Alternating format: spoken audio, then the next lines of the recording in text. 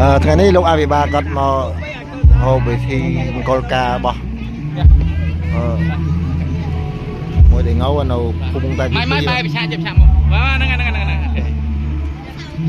มวยอายุมวยปีบอายุมวยปีบอายุจำติ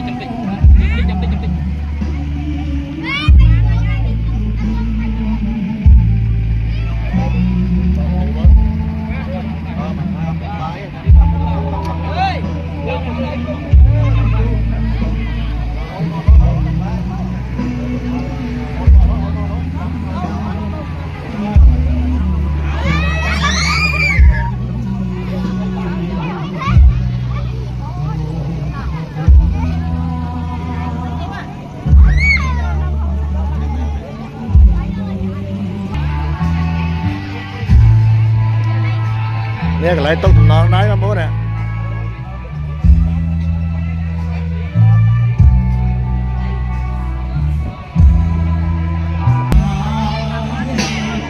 You